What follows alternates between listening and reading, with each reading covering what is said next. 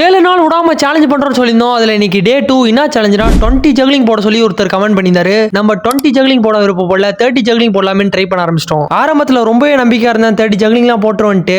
இதுவரையும் நம்மளோட best 15 juggling தான் இருந்துச்சு. இந்த பெஸ்ட் 15 பீட் பண்றதுக்கு ரொம்ப நேரம் ஆயிடுச்சு. அதை எப்படியோ பீட் பண்ணிட்டேன். அதோட அவுட்புட் வேற லெவலில் வந்திருக்கு. அதை பாருங்க.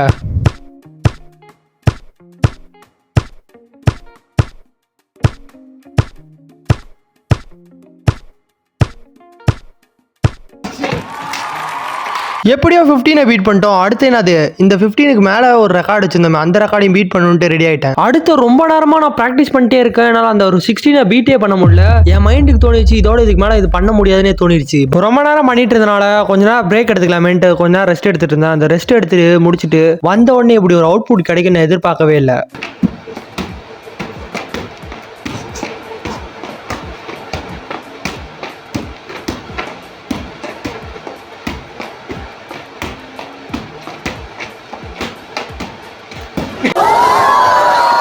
சப்ஸ்கிரைபர் சொன்ன 20+ நம்ம போட்டோம். பட் நம்ம ஒரு 13 சொன்னோமே, அது போடுவோம் போட மாட்டோமான்ற ஒரு கேள்விக்குறி எனக்கு இன்னுமே இருந்துச்சு. பாலும் நான் சொல்ற பேச்சு கேட்கல, காலும் நான் சொல்ற பேச்சு கேட்கல.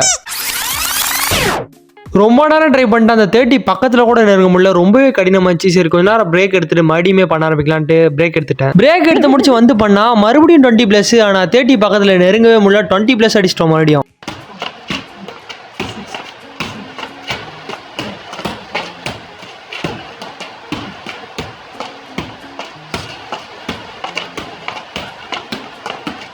என்னாலும் சுத்தமா முடியல. வெயிலும் பயங்கரமா வர ஆரம்பிச்சிச்சு. அவ்வளவுதான், இதை முடிச்சுக்கலானே எனக்கு தோணிருச்சு. முடிஞ்சிருச்சா?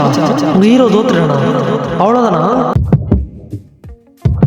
பார்ட் 2ல பார்க்கலாம். மறக்காம ஒரே ஒரு ஃபாலோ மட்டும் போட்டுருங்க.